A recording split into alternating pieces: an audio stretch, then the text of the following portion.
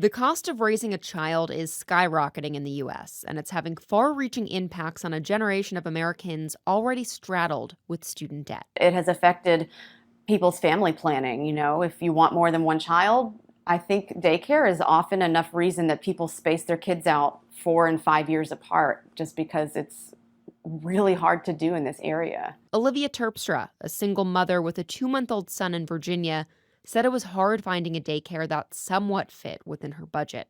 I looked at care.com, I asked friends for referrals, I asked coworkers, and I would say it probably took me 4 months. And she's not alone. Across the country, families are spending more than 7% of their income on childcare, above the figure recommended by the Department of Health and Human Services. The average cost is around $9,000 a year, up 7.5% from 2016. For millennials that are already struggling with student debt and stagnant wages, the situation is even worse, with virtually no affordable childcare available at all.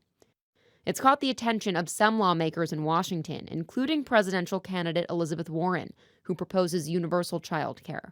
While Warren is the only 2020 candidate to offer a solution so far, Democrats and Republicans in Congress, from Senators Maggie Hassan to Richard Burr, have also called for reform of some sort.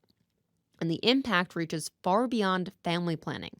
The cost of childcare could also complicate the student debt crisis for generations to come. So if you compare childcare expenses across the states compared to their how much it costs to pay for in-state tuition, those numbers are pretty comparable, and sometimes they're even higher for infant care costs. And so you don't have the time, you don't have the years to be able to make those savings.